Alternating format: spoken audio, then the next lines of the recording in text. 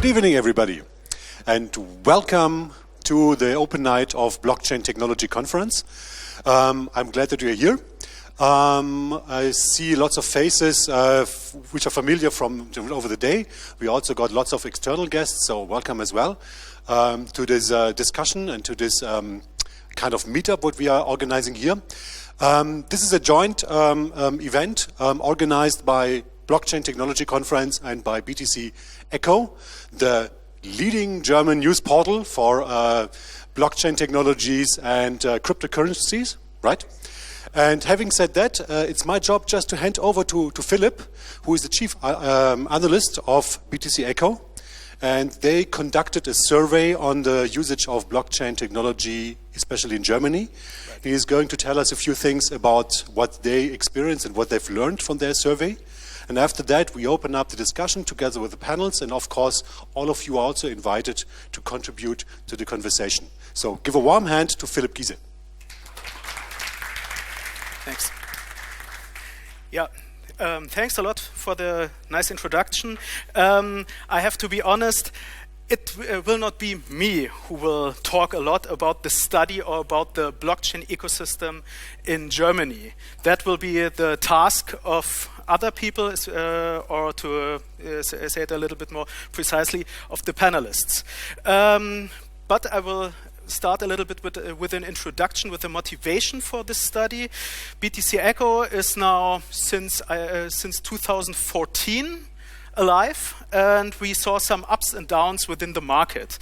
One year which was quite interesting was the last year, 2017, when the mainstream got in contact with blockchain technology.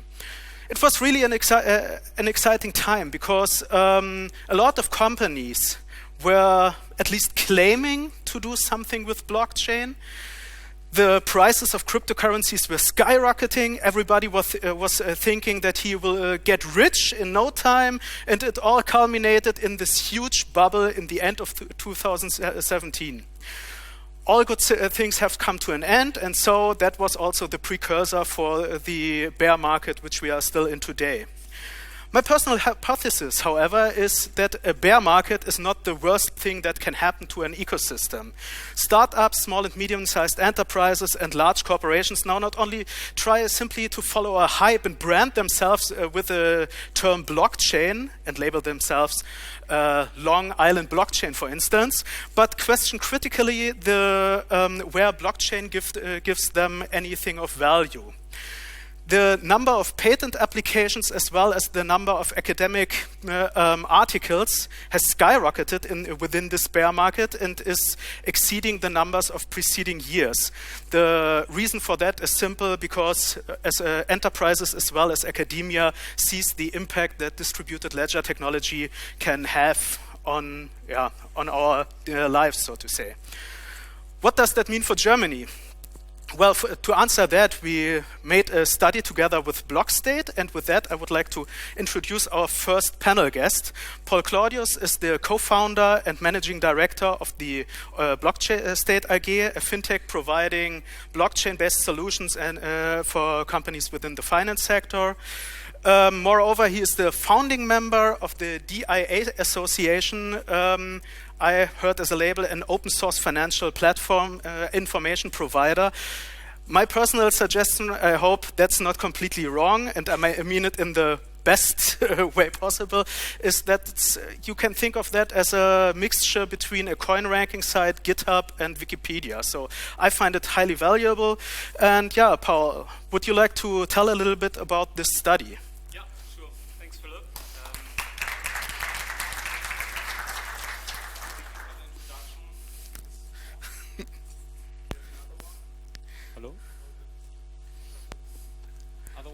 Can possibly, yeah, now it works. Great.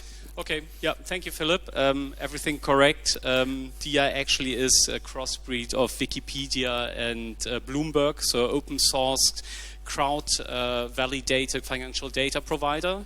We built this because of a need of BlockState. At BlockState, we're building financial market infrastructure, and we had a lack of transparent pricing information in the crypto asset space. And we're based out of Zug and Berlin. And actually, Switzerland has a very close-knit, tight blockchain ecosystem. Everybody knows each other, and it's quite transparent who are the actors in the system.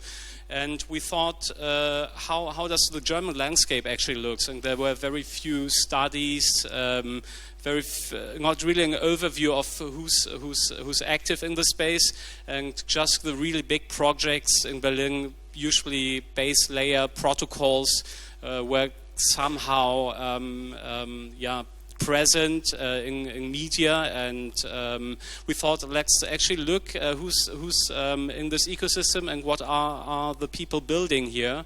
And this is why we asked BTC-ECHO, obviously, because you know the ecosystem probably best.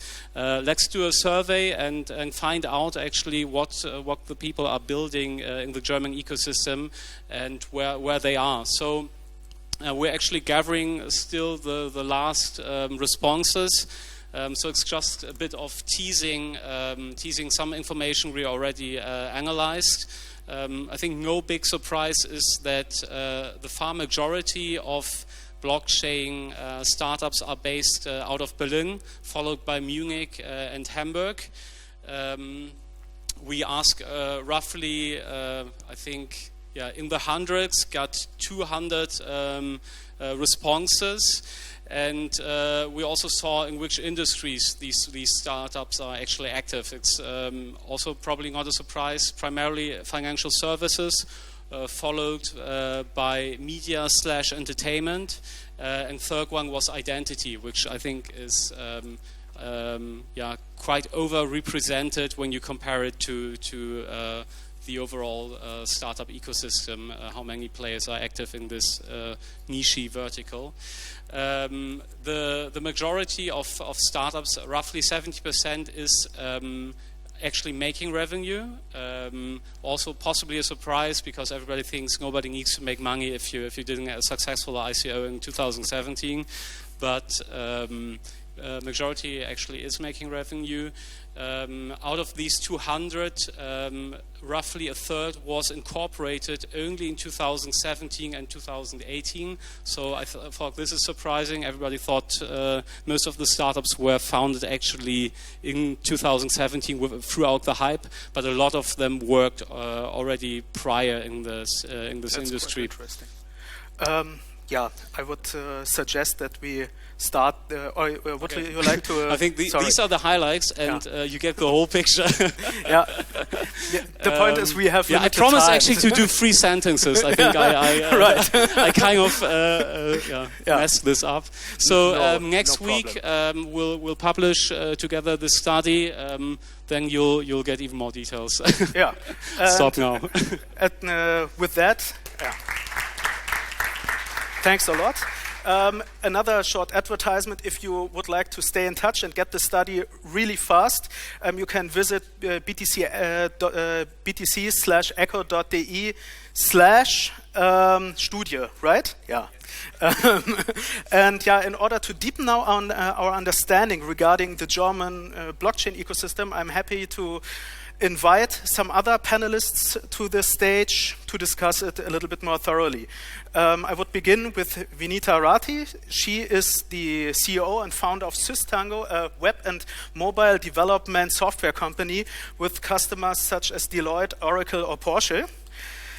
She's also the founder of Studio Fintech, a product studio that specializes on fintech and blockchain development.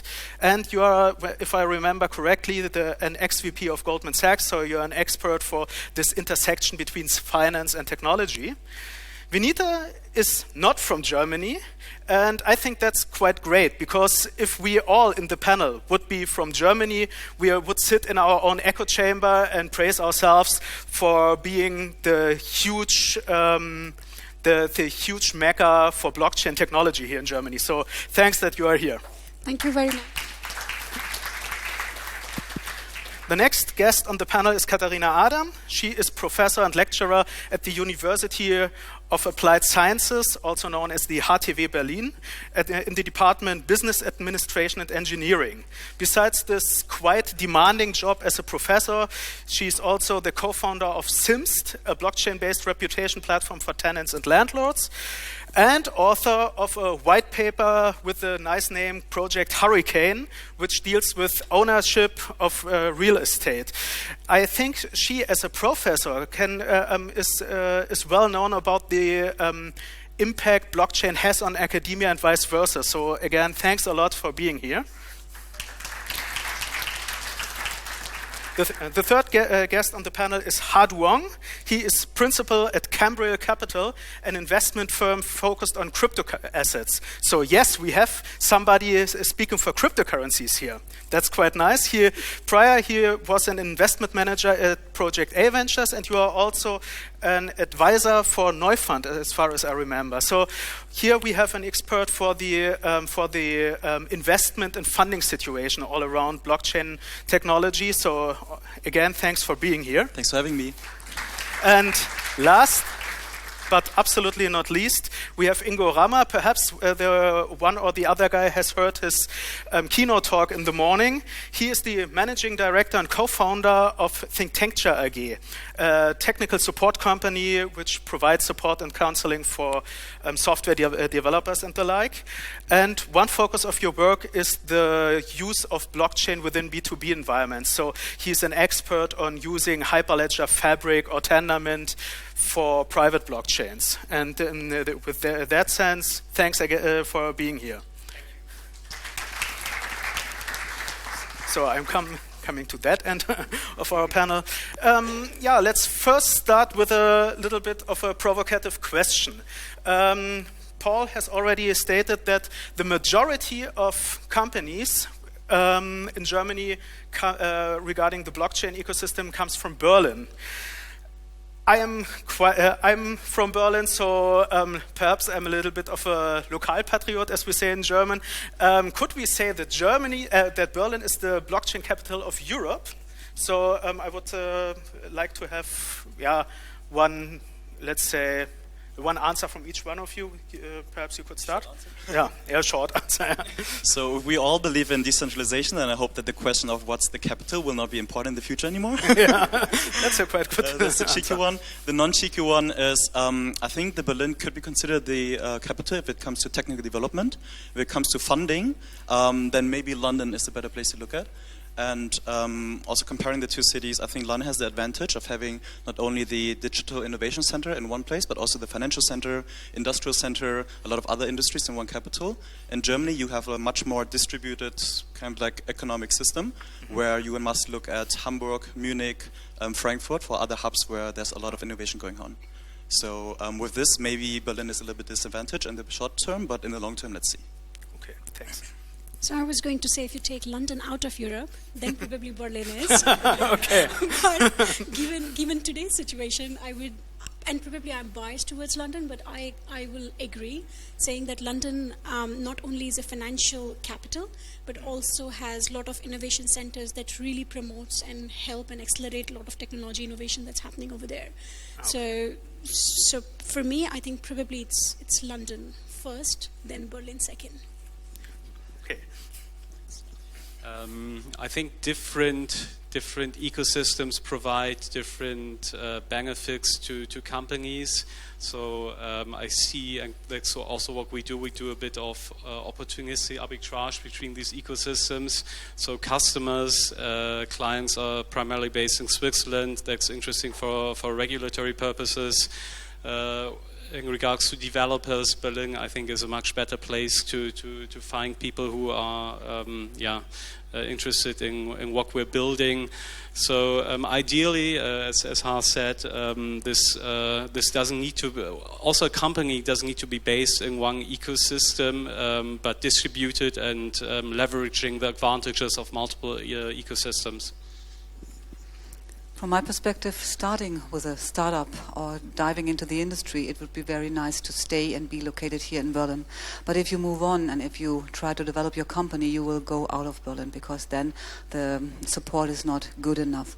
And therefore, at the beginning, yes, you find good guys who are willing to join your company, your startup, but when you start to grow, you potentially need to go somewhere else. I would absolutely agree with this. I think it's centered in Berlin these days because the startup scene in Germany is centered in Berlin these days. That's one of the major hubs for tech startups in Europe, of course. Now, given that I am the odd one out insofar as I am the token technical person on this panel, and I'm focusing mainly on private chains, what we see is slightly different from the Berlin startup world, because the companies we work with are largely not in the startup phase. Some of them have been around for 100 years, and they are looking into blockchain technologies to integrate them with their existing business. So they are not starting up a new line of business. They are not using blockchain as the strategic main force for them, but they just try to find out what this technology will bring for their business. So our projects are distributed all over Europe, essentially, and wherever you find established companies. Yeah, thanks a lot for the answers already. You gave me already some good point to hang on, because I would like to ask, who are the driving forces behind the blockchain innovation in Germany?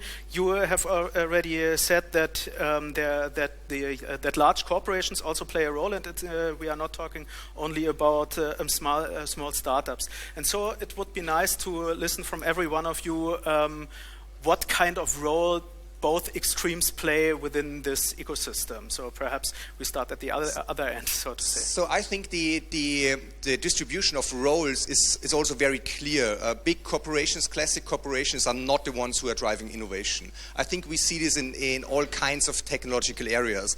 If you look at the German banks, then they are not the ones who drive the development of new blockchain technology. They are the ones who want to find out how to use it. That's mainly what they want to do and want to find out. As all of the large companies do, eventually they will buy existing startups, which of course is the strategy of the startups as well. So I think that's the separation in the business models. Yeah, and maybe from my perspective as being a professor, it is very interesting for me to educate the students. And what I'm doing is I do not show them how to code and how to do that stuff. What I think is much more important to understand what is the need of the business. What kind of processes are there? What do you need to figure out? Does it really make sense to use, for instance, a blockchain solution or not? And in comparison to a lot of companies and also existing companies we have seen, they like to use this as a fig leaf. Oh, come on, we do something with blockchain, and it's so fancy, we are so good. So, hi, we are the new generation, and we know to convert the old stuff into the new one. And if you then dive quite a bit deeper and analyze what they are doing, very often you see they can do it better. And I think this is my task as a professor, and I do a lot of lecture at the university while trying to educate my students to be able to figure out what is the main purpose of using blockchain, plus how could the process flow look like, and when we really are able to create an added value while using blockchain technology.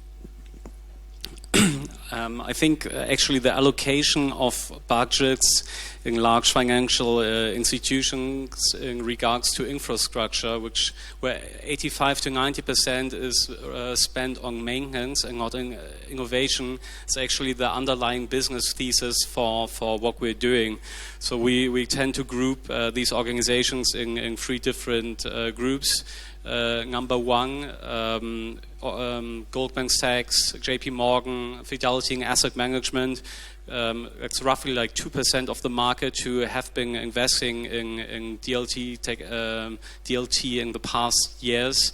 Then there are roughly 5% who have a blockchain team. They're scouting different startups and business cases, implementing them in the business lines. But the vast majority didn't spend any money on this and is focusing on their core business. So they will be very much rely on external solutions they need to integrate when group number one is rolling out their products. And yeah, so I'm quite happy of this gap.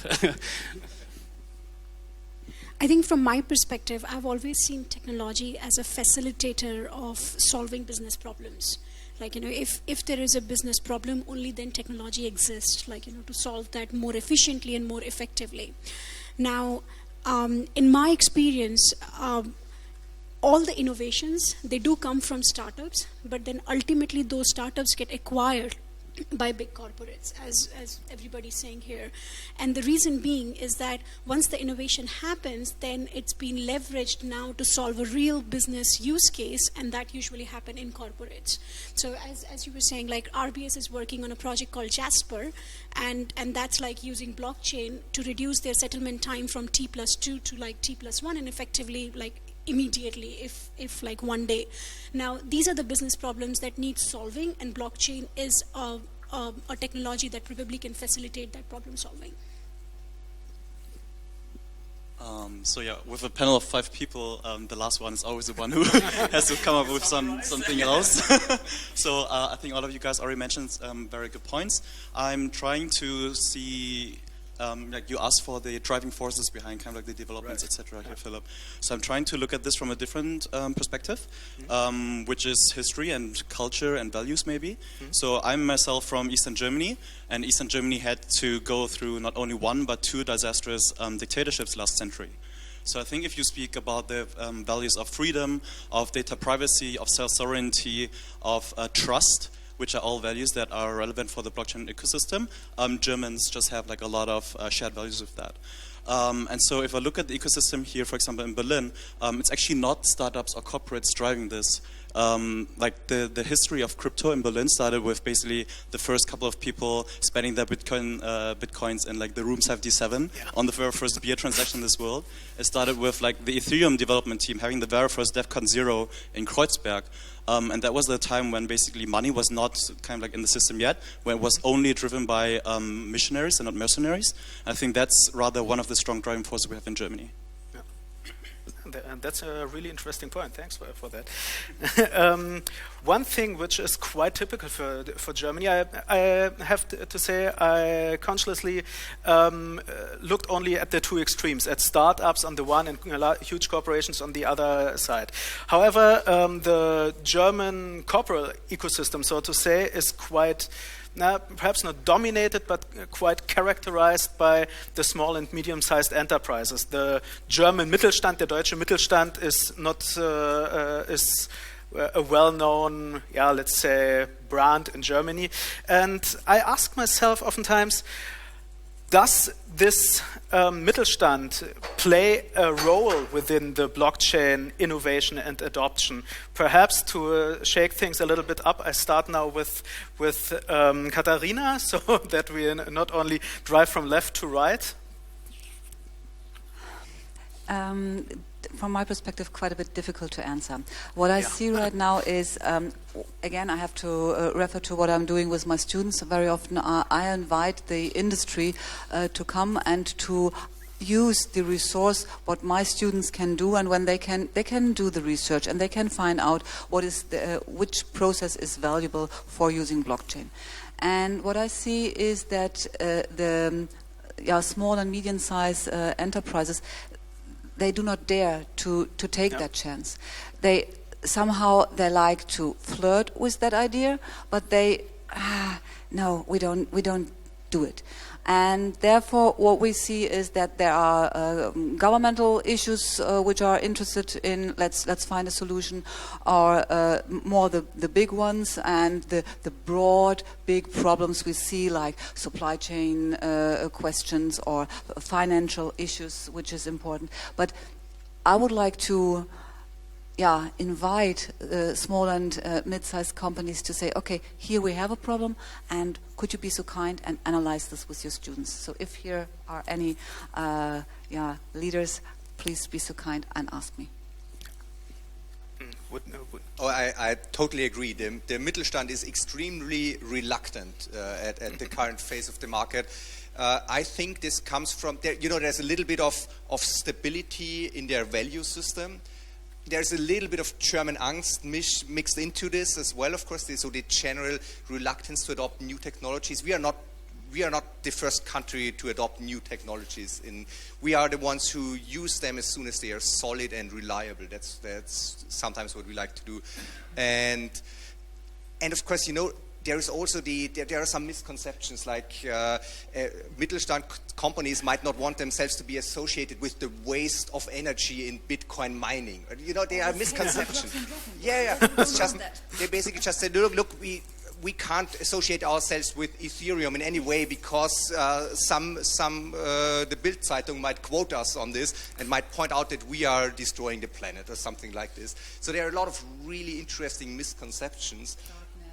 And exactly. So the Mittelstand is currently very, very reluctant, and it shouldn't be. So I'm totally with you.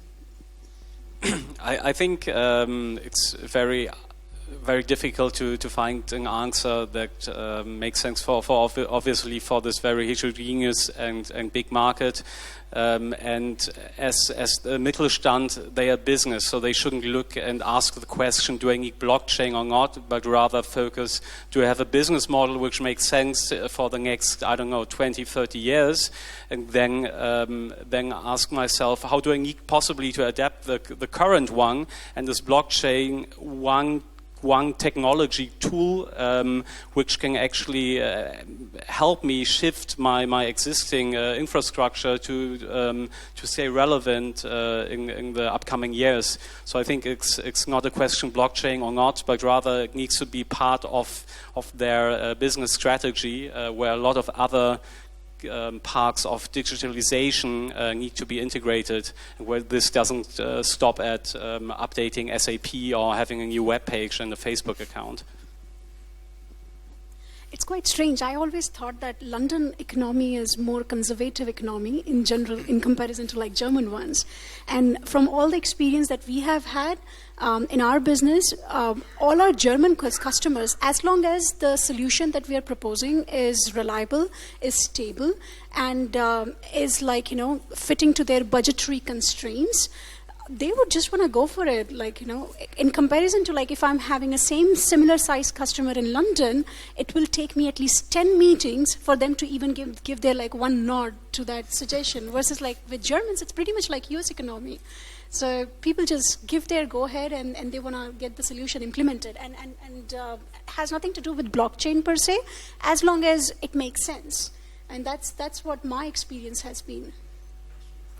May I interject? Because that's also what I see, and I agree with this, but I think it would help the small and medium enterprises if they are a little bit more adventurous to look into possibilities of decentralization, because I think a lot of these companies are focused very much on a central model. So as soon as you give them a solution, they will look at the value proposition of the solution, as you said.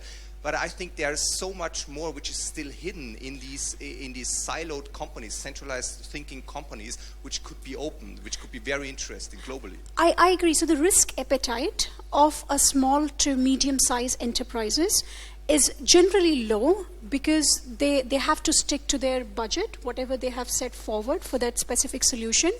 But if I compare, a German SME with a UK SME, I feel that a UK SME is more risk averse than German SME. That's what I have experienced.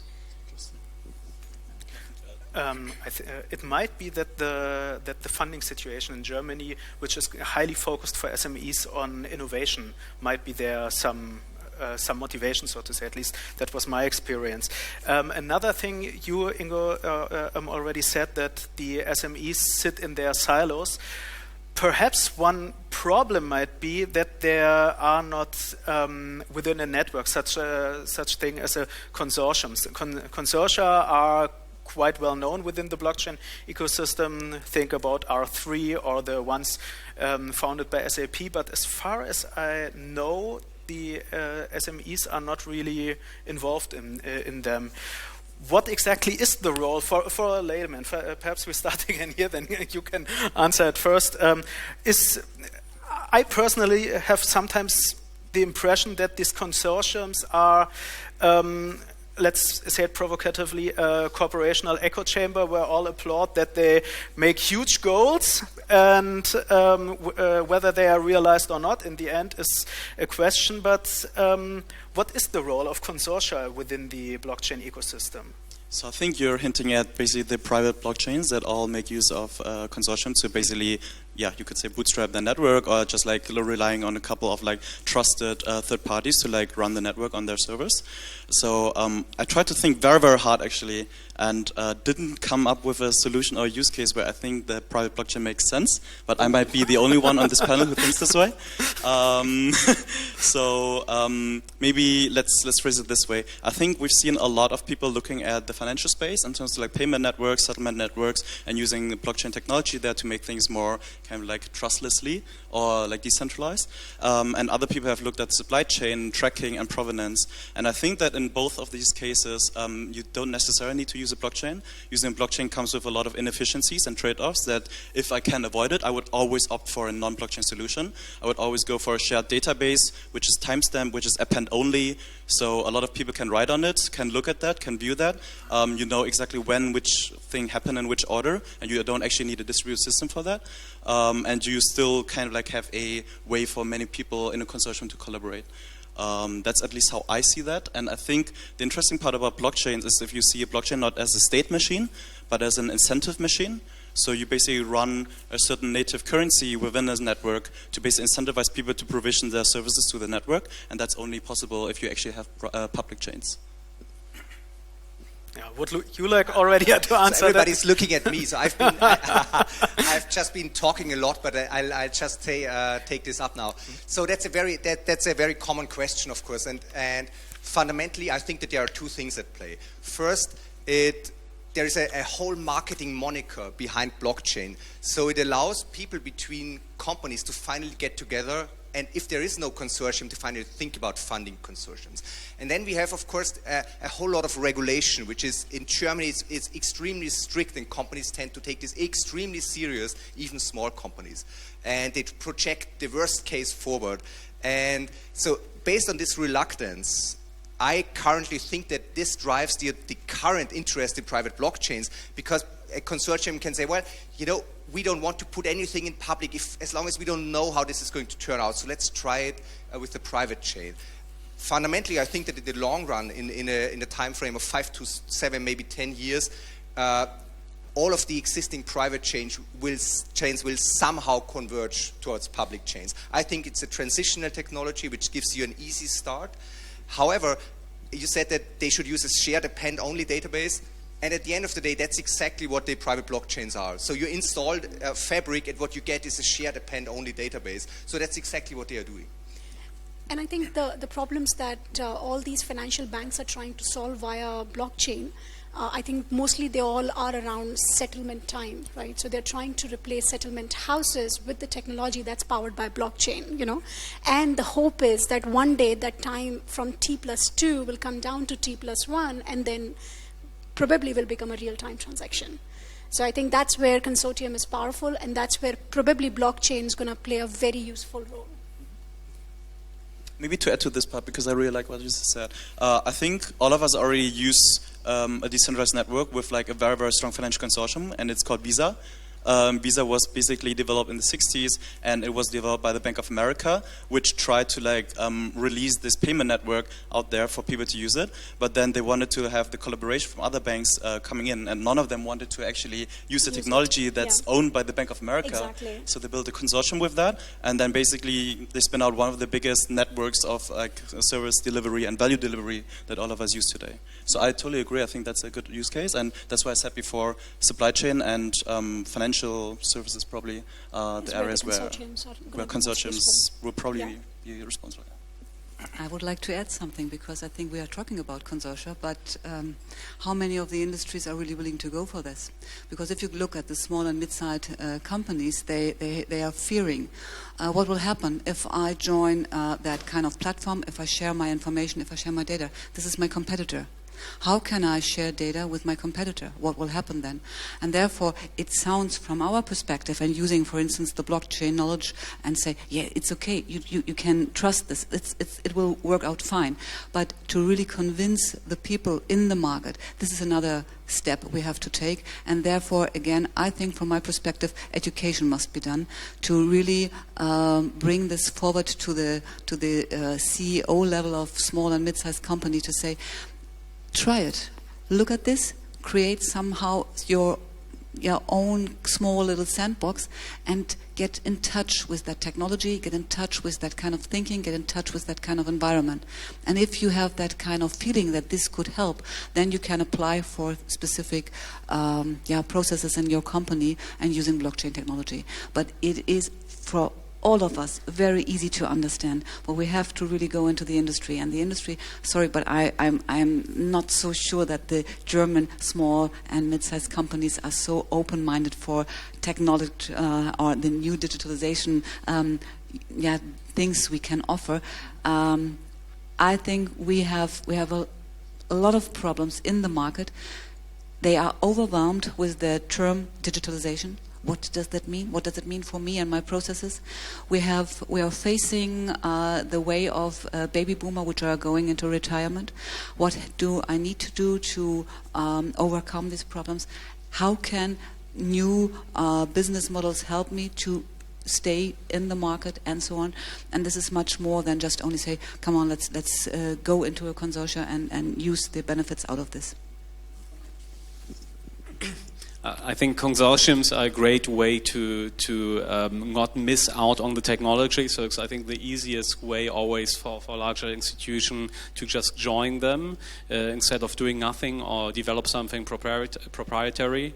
And I think we saw that there was a lot of change of participants in these large consortiums. So it's definitely not the most efficient way to create a working product, because you need to basically agree with all your competitors on common technology, on some standards.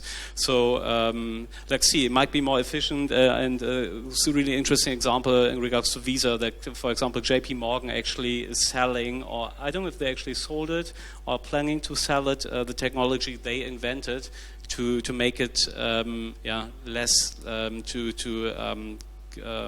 divided off their core business and make it more attractive to other banks to use it. Thanks for the answers. I have two questions for, let's say, our silent seventh panelist, which is the audience. The first one is by show of hands. Who of you think that the DAX companies within Germany will incorporate the blockchain solutions up until 2020? So let's see. Okay, I almost thought it would be quite pessimistic. Yeah, it's a quite diverse opinion. And do you think that more regulation would be advantageous for that process? Again, by show of hands. Okay, so people are quite optimistic and think that regulation would help, so to say. What do the panelists think about regulation? Is it an inhibitor or an accelerator for blockchain innovation and adoption? I think it's incredibly powerful and important to have regulators in the market. Regulations is there to protect consumers and investors, and I think they're there to also set standards and best practices. And the interesting thing is that actually a lot of people in this ecosystem, they want to comply, they want to adapt to the best practice, but they just don't know how.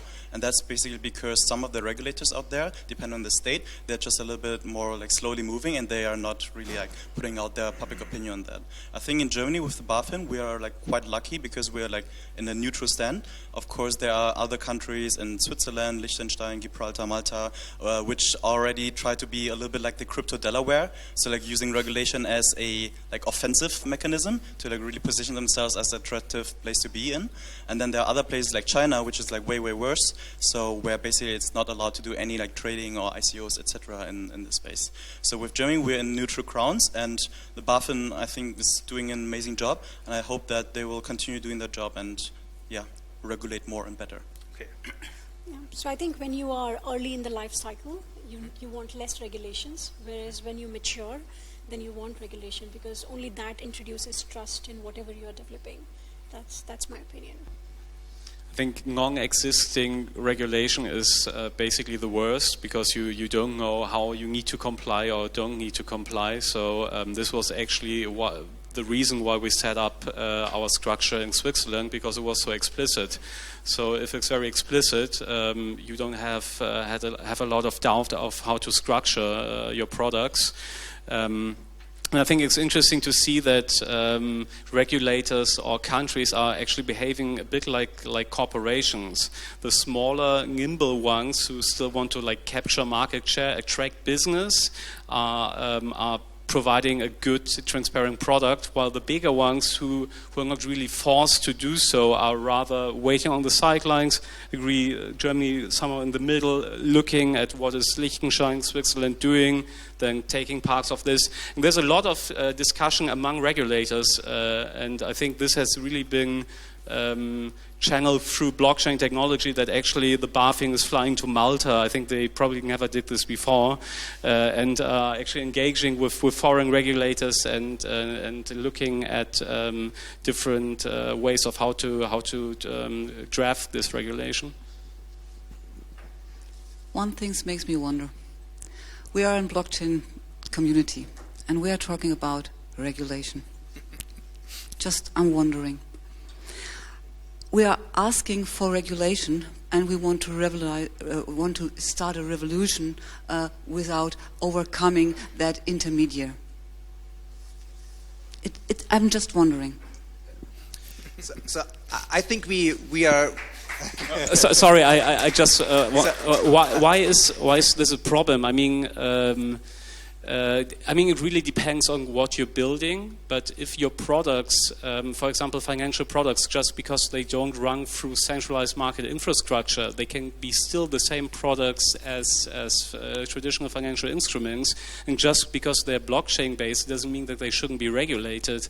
So I think there shouldn't be an exemption for the technology. It should be just very explicit how under which regulation they fall. I mean, regulation is not really a problem. It just needs to be explicit, and then I think it's much easier to build businesses. I'd also like to add. we know the grounds now. Okay. I'd also like to add to Paul's point. I agree. I think the regulation can be a good thing. I think we have the underlying assumption that regulation needs to come from a third party, from the sovereign state, or from someone who opposes the regulations on us. And we are not considering the possibility that there's also self-regulation. And we're not considering the possibility that there are ways where we can comply without giving up things like privacy, for example. There's technology out there like ZK Starks, where you could actually validate that you have done your KYC and AML without actually disclosing who you are and who you're transacting with. So with these kind of like new developments out there, I think there's ways where you can comply with regulations, which can be done by self-regulation or maybe in the transition period, as you said before, by a state. But I think that it's there to set standards, and these standards are important. So I'm going to do the interesting thing now. I, as the technical person, I'm going to talk about the regulation from a totally non-blockchain, non-technical point of view. Because I think we're talking about two different types of regulation here. We're talking about regulation in terms of funding of companies on one hand, and then we're talking about regulation of the transaction of value on the other hand. And I think there are some questions which we need to answer as a society. And over time, we have come to the conclusion that it might be best if we regulate transactions so that we don't want to fund terrorists, we don't want to fund sanctionized states, etc. So that's one thing which we need to talk about, because today banks are very sensitive about this, and there are some banks who say that we cannot touch any transaction with Ethereum, for example, because if we send a transaction on the Ethereum network, the miner could be in Iran, in Syria, in some sanctioned country, and we would actually transfer value. We would pay for this into a sanctioned country. So, and we don't know what's going to happen. If there would be regulation, it would be easier for the banks. The regulation could be clear. It could say clearly that, yes, you are allowed to do this, or no, you're not allowed to do this. But right now, we don't know. So some say, well, our interpretation is that we can do this. Others say our interpretation is that we can't do this. So we have this type of regulation. And then we have funding. And I don't know if we look at the massive wave of ICOs, which happened in the non-regulated time frame, and I think that's not a good thing. And history, financial history over time, when you look back the last 100 years only, has always oscillated between highly regulated phases and unregulated phases in terms of what an untrained retail investor is allowed to do. And we also need to find the balance here, because I think it's not... Because retail investors who are untrained, do they need protection or not? That's what we need to answer. And regulation will find a way to incorporate this into a set of laws at the end of the day. But I would like to say, let's start to do something and not to go after regulation and ask, first we need to have the regulation, then we can do something. I would like to say, let's do something, and then we can see what kind of regulation might fit and how we can discuss this among each other. So I totally agree with you that you say we don't want to, for instance, somehow finance terrorism or something like this. Completely on your side. But I think we have the chance, we have the power to create something new, to create something which is overcoming the old-fashioned systems which are still there. And for us, why do we ask or require so much regulation? Why don't we try to use this? We have more or less a kind of a playground. And let's use this as a playground, especially as the blockchain solution which are in the market. You know, what kind of transaction can we do per second? Really, you know, going for the technical part, this is more or less not that we are very powerful. So we can use that environment and we can start to play around, we can start to think about, we can create prototypes. And with this prototype, if they are really running, we then can figure out what kind of existing regulation do we touch, in which way, and what does that mean. So I would like to suggest, test it. Be open-minded enough and test things, and then we can see what is the fitting about. But you know, if you're a small company or a founder, you need... Since the time is rather advanced, I would at least try to ask whether there are questions within the audience, because I think we can discuss this this evening all night. But if somebody has a question, for instance, back there, can I borrow one mic? Then, yeah, that's also quite good.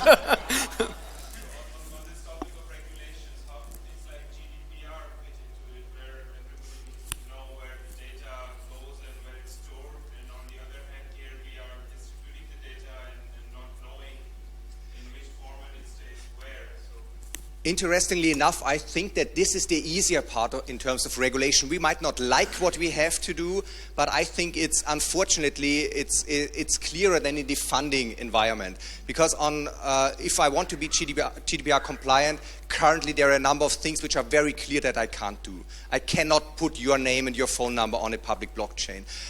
Depending on my lawyer's interpretation, I might not even be able to do this in encrypted form, because most of the encryption algorithms we use today will not be quantum secure as soon as we reach the stage of quantum processing. And we can already prove that the algos are not safe. So that's the interesting thing. And so I think the GDPR regulation is clearer. It more or less says that you cannot share data into an immutable store. We might not like this, and we might need to change blockchains or to change technology to allow us to modify subsets of the data, to prune subsets of the data. And then I think from my perspective, the regularization or any regulation that comes out has nothing to do with the technology itself. So GDPR doesn't really care that you use blockchain in your system or you just use a relational database.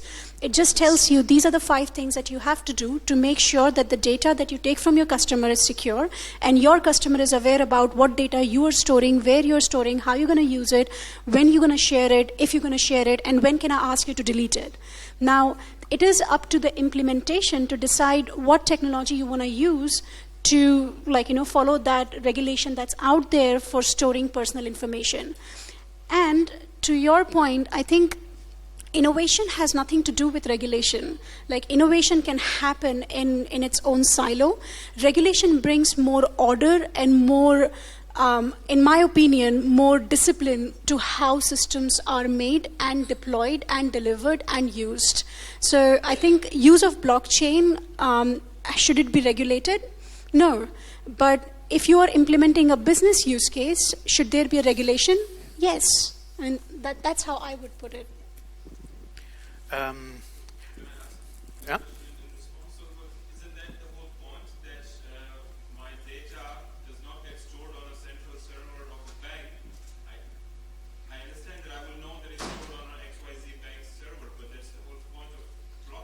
That I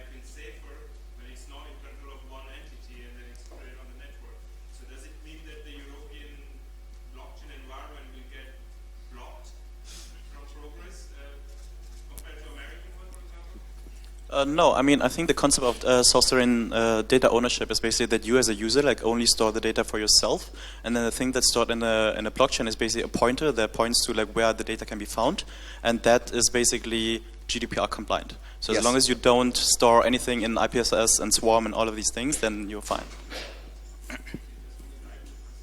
Yep, exactly. Yeah, we are now almost at the end of our time, and so perhaps as a small question, the one question which is oftentimes asked in hiring interviews: where do you see the blockchain ecosystem in 5 years? So to say, where do you see yourself in 5 years?